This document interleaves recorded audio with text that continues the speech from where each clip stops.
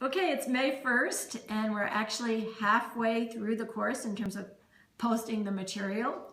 So it's great to see the continued involvement, and in particular, I'm enjoying reading the discussions and trying to keep up on them and post instructor comments on some of my reflections from reading all of your perspectives. The Facebook site continues to grow. We now have over 1,200 members in our group, and there were some interesting posts this week about Baltimore. And I just wanted to share that this morning I heard President Obama make a few comments about Baltimore, and he talked about how we can expect cycles of violence given the social, economic, and political situation in our country. But what he didn't talk about is one of the things that we've been posting about on the Facebook site, and that's very relevant to our course.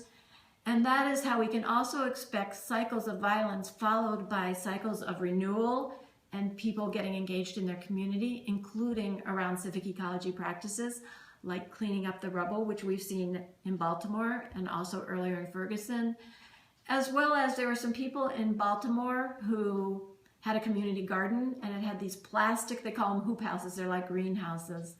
And the plastic was burned because there was a car that was burning nearby. And the next day, the people were out there, including an elder in a church who was involved with this garden, in repairing the plastic hoop houses. So we see not only cycles of violence, but cycles of adaptation and transformation, and we'll be covering that a little later on in the module on resilience and social ecological systems. I wanted to also thank you for those who are starting your Storify stories. The stories are really important because they will be the legacy that goes beyond the period in which we're together in this MOOC.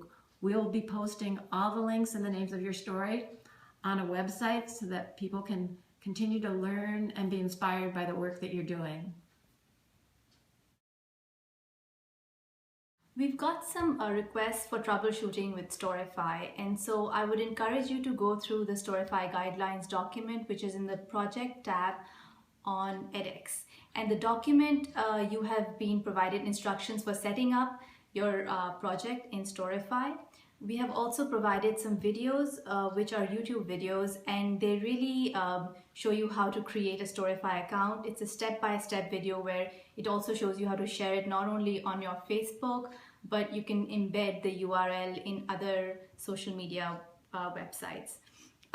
Please do watch that video. It'll take about 6 minutes, but I think it's worth it. When you are sharing your URL, make sure that you are not in the edit mode. Right now, if you look at the story, it is in the edit mode and it says editor.storify. Instead, you should publish your story, view the published version, and this is the URL that you should be sharing. And so you can copy this and paste it into Facebook or the Qualtrics survey. Thanks, Summer, for helping all of us with Storify. And we've already started sharing your links of those that have started the stories, and some of you, it's very impressive, have already been addressing the principles in your stories that we've learned about. So that we are sharing on Facebook, but it's also being shared in the weekly message that you get, the weekly email message from the course. So thanks, and we'll be back again next Friday.